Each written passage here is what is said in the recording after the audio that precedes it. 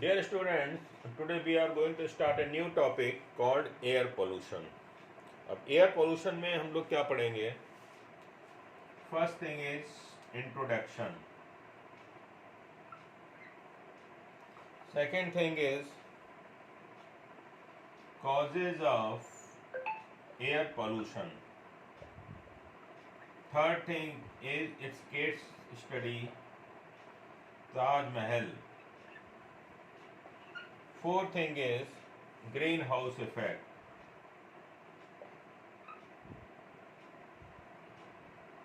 And the fifth thing is what can be done to reduce air pollution. ठीक है ना? तो सबसे पहले हम लोग देखेंगे कि एयर है क्या है। इंट्रोडक्शन पहले देखेंगे हम लोग एयर, उसके बाद फिर हम लोग जो है बात करेंगे, ठीक है ना। तो what is air? Introduction, what is air, है ना। सो क्या है कि air is mixture of several gases which consist of mainly 78% nitrogen, 21% oxygen. अब रेस्ट कितना होता है? 1%, 71% हुआ ना। तो 1% इसमें क्या होगा? Argon, helium, neon and so on, ठीक है ना। अब इसमें हम लोग देखें यदि चार्ट से तो 78% तो ये पूरा नाइट्रोजन हो गया और लगभग 21% मतलब ये पार्ट ऑक्सीजन है और जो 1% बचा इसमें ये सब गैसेस हैं, आर्गन, हीलियम एंड नियॉन, है ना। अब क्या होता है कि जब एयर में कंटामिनेशन हो जाता है कुछ पार्टिकल्स के द्वारा, तो उसको हम लोग बोलते हैं एयर पोल्यूशन। इस कंटामिनेशन की वजह से हमारी एयर क्या होती है, हमारे लिए हार्मफुल हो जाती है ना। सो इसमें क्या है कि when air is contaminated by unwanted substances, when air is contaminated by unwanted substances, when air is contaminated by unwanted substances which has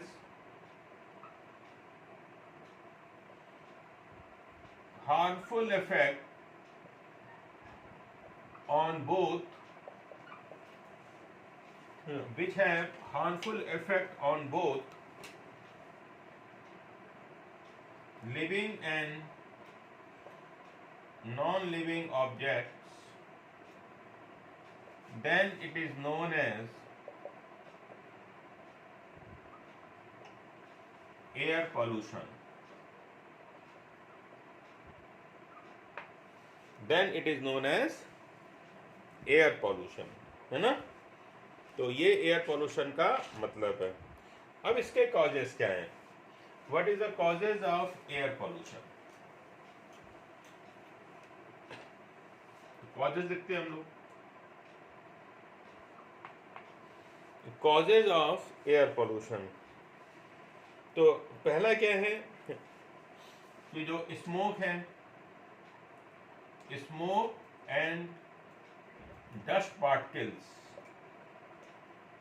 from factories, है ना। आपने देखा होगा कि जब फैक्ट्री में एक चिमनी होती है और जब कोई प्रोडक्ट बनता है, जब प्रोडक्शन होता है, वहाँ जब चीज़ें बनती हैं तो चिमनी से धुआं उठता है, तो उस धुएं में क्या होता है, डस्ट पार्टिकल होते हैं, स्मोक पार्टिकल्स होते हैं, वो बहुत हाइट तक नहीं जा पाते, वो उसी एरिया में रह के और वहाँ की एयर को कंटामिनेटेड करते रहते हैं, है ना। फैक्ट्रीज से भी है और वॉल्केनिक इरप्शन, जब ज्वालामुखी फटता है तो वहाँ से भी क्या होता है, स्मोक और डस्ट पार्टिकल वहाँ से जो जनरेट होते हैं वो भी एयर पॉल्यूशन को कॉज करेंगे। और जब जंगल में आग लगती है, फॉरेस्ट फायर्स, है ना, जब जंगल में आग लगती है तो वहाँ से भी क्या होगा कि जो एयर और जो स्मोक के पार्टिकल्स हैं वो सब क्या करेंगे, कि एयर पॉल्यूशन को क्रिएट करेंगे, ठीक है ना। दूसरा जो सबसे बड़ा रीजन है वो है vehicles emitting CO2 and other gases, है ना। जो मतलब व्हीकल्स होते हैं, आपने देखा होगा किसके जो बेंट से गैसेस निकलती है बहुत सारी, CO हो गया, CO2 हो गया, ये सब चीज़ें जो हैं एक्चुअली एयर पोल्यूशन को क्रिएट करती हैं। और इसमें जो CO है, CO is very dangerous, it is a poisonous gas, है ना, ये पॉइजनस गैस है और ये ब्लड में डिजॉल्व होके और उसकी जो हीमोग्लोबिन कैरिंग कैपेसिटी को कम कर देती है, ठीक है ना। तो इस टाइप से। दूसरा है कि आपने देखा होगा कि इन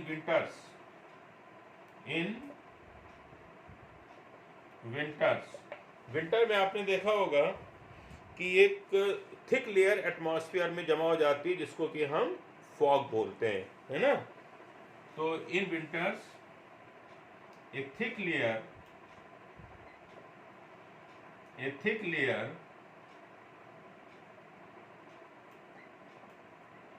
exists in atmosphere which is known as fog। उसको हम लोग क्या बोलते हैं, फॉग बोलते हैं, है ना। फिर क्या है नेक्स्ट, जो हमारी पेट्रोलियम रिफाइनरीज हैं,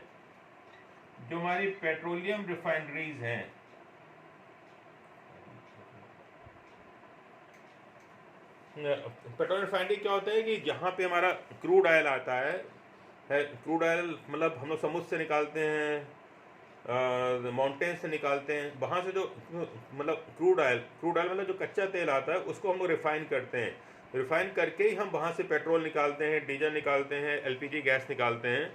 तो पेट्रोलियम रिफाइनरीज में क्या होता है कि यहाँ पे हम लोग क्रूड ऑयल को रिफाइन करते हैं। रिफाइनिंग प्रोसेस में क्या होता है कि बहुत सी गैसेस निकलती हैं जो कि एयर पोल्यूशन को क्रिएट करती हैं, है ना। जिसमें से अब गैसेस कौन सी निकलती हैं, तो पेट्रोलियम रिफाइनरीज प्रोड्यूस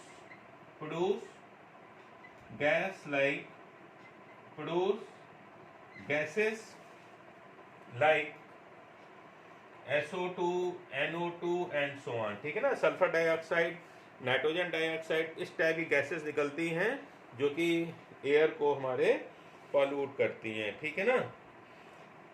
और इन्हीं रिफाइनरी से एक और गैस निकलती है जिसको कि हम बोलते हैं क्लोरोफ्लोरोकार्बन।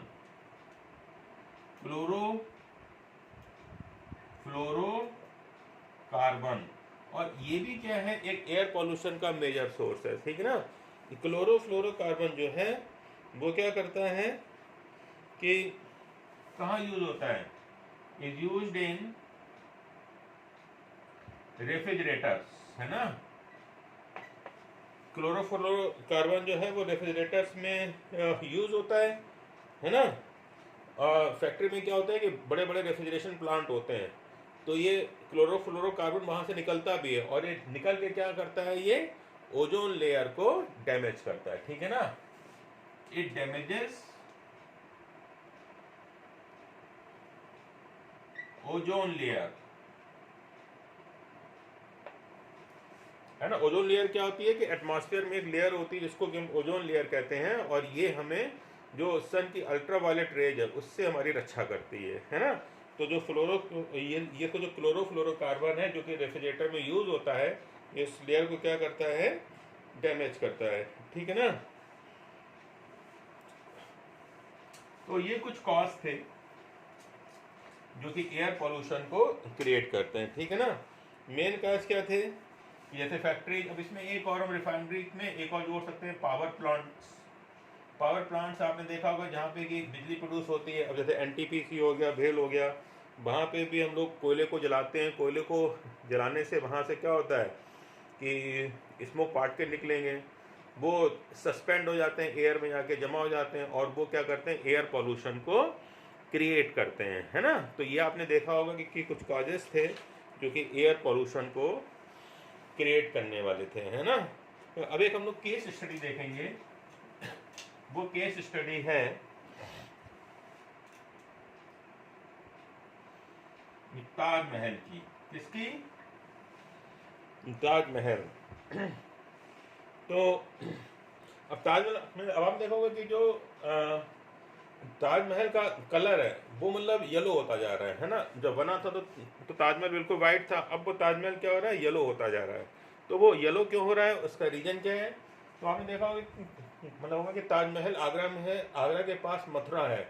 मथुरा में इंडियन ऑयल कॉर्पोरेशन, आईओसी बोलते हैं शॉर्ट में, इसकी क्या है, इसकी रिफाइनरी है, इसकी रिफाइनरी है ना। जिसको कि हम लोग बोलते हैं मथुरा रिफाइनरी, जिसको बोलते हैं मथुरा, है ना। तो मतलब एक आगरा के पास एक जगह है मथुरा, वहाँ पे क्या है, एक रिफाइनरी है, जहाँ पे हम लोग क्रूड ऑयल को क्या करते हैं, रिफाइन करते हैं। वहाँ से क्या होता है कि पॉल्यूशन बहुत होता है। वहाँ से हमारा SO2 गैस निकल रही है, NO2 गैस निकल रही है। वो जो है सारी गैसेस हैं वो जाके ताजमहल में जाके एकोमुलेट हो रही हैं, जमा हो रही हैं, और भी उसी गैसेस की वजह से जो ताजमहल का कलर है वो कैसा हो गया है, येलो हो गया है ना। तो और इसमें एक और कुछ पार्टिकल्स होते हैं जिसको हम शूट पार्टिकल बोलते हैं। शूट पार्टिकल्स, जो गैसेस निकलती है उसमें से कुछ शूट पार्टिकल्स भी निकलते हैं, वो भी क्या करते हैं कि उसके कलर को येलो कर रहे हैं, है ना। तो मतलब यार अब हमें यदि ताजमहल को प्रोटेक्ट करना है तो हमको इन गैसेस के जो मतलब एक इमिशन हो रही है उसको रोकना पड़ेगा, ठीक है ना। नेक्स्ट है इसमें ग्रीन हाउस इफेक्ट। क्या है? Green house effect. अब ग्रीन हाउस इफेक्ट क्या होता है कि ये हमारी अर्थ है, सन से कुछ रेज आ रही हैं। सन से रेज आने पे क्या होता है कि ये अर्थ पे आती हैं, अर्थ से रिफ्लेक्ट होती हैं, लेकिन ये पूरा पार्ट सन को नहीं लौटता। पूरा पार्ट यदि सन को लौट जाता तो यहाँ पे बहुत ठंड हो जाती, हम लोग रह नहीं पाते। तो ग्रीन हाउस इफेक्ट एक लिमिटेड क्वांटिटी में तो अच्छा है, लेकिन अब क्या हो रहा है, कितना पॉल्यूशन हो गया है। अच्छा मतलब जो गैसेज उसको यहाँ पे जाने से रोकती हैं, तो यहाँ पे कुछ गैसेज होती है जिसको हम ग्रीन हाउस गैसेज बोलते हैं, जैसे CO2 हो गया, मीथेन हो गया, CH4 को क्या बोलते हैं, मीथेन। ये सब ग्रीन हाउस गैसेज हैं। तो ये क्या करती हैं कि ये अर्थ से जो आपकी हीट रिलीज होती है उसको ये ट्रैप कर देती हैं, यहाँ पे रोक देती हैं।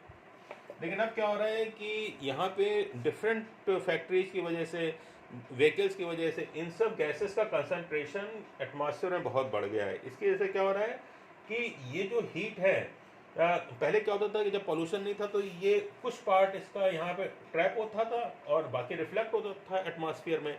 लेकिन अब क्या हो रहा है कि बहुत सारा पार्ट इसका यहाँ पे ट्रैप होता जा रहा है। जो हमारी सन से रेज आ रही हैं, ये रेज कहाँ से आ रही हैं, सन से आ रही हैं।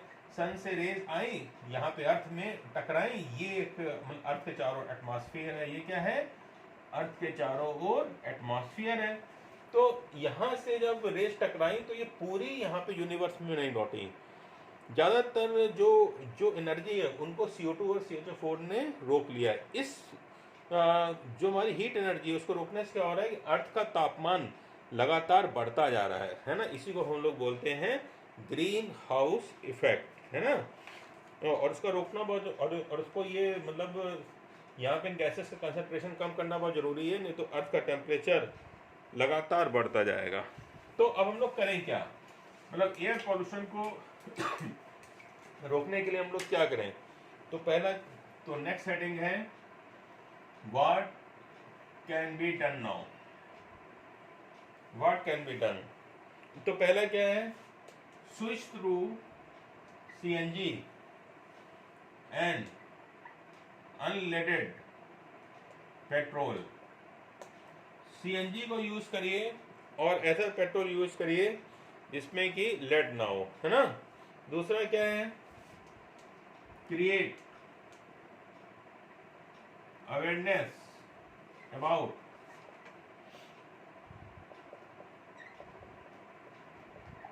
एयर पोल्यूशन, ठीक है ना। एयर पोल्यूशन के अबाउट प्लांट लगाइए बहुत, है ना। Plant and trees also reduces air pollution. One महोत्सव को मनाया जाए, वन महोत्सव, है ना। वन महोत्सव को मनाने से क्या होगा कि लोगों में अवेयरनेस आएगी कि भाई हम लोग नए नए प्लांट लगाए हैं, है ना। दूसरा क्या है कि इलेक्ट्रिक व्हीकल, आजकल तो बहुत इसका प्रचार हो रहा है, तो हम लोग इलेक्ट्रिक व्हीकल में आ जाएं, है ना। जो हम लोग डीजल की गाड़ी यूज़ करते हैं, पेट्रोल की गाड़ी यूज़ करते हैं, उससे भी बहुत ज़्यादा एयर पोल्यूशन हो रहा है। तो इन सब चीज़ों को हमें करना पड़ेगा, ठीक है। अब हम लोग आते हैं रिकैपिचुलेशन में।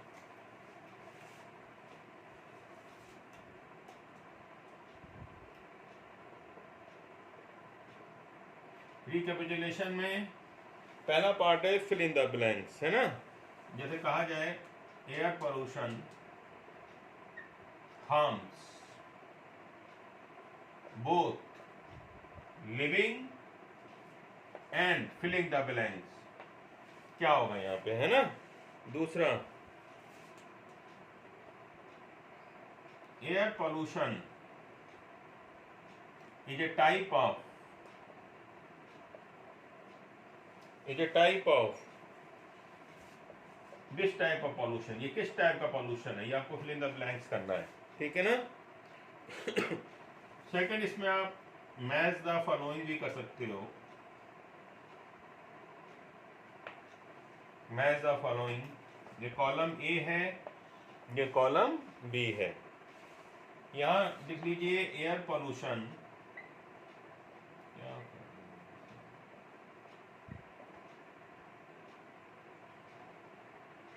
Green house effect, pollutants,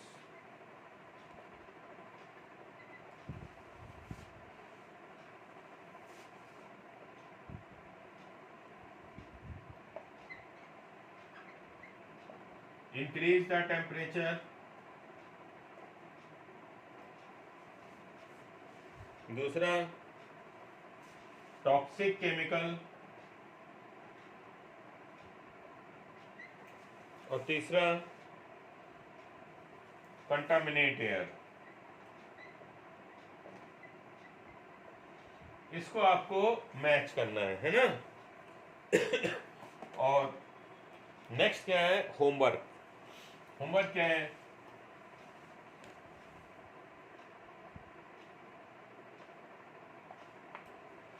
define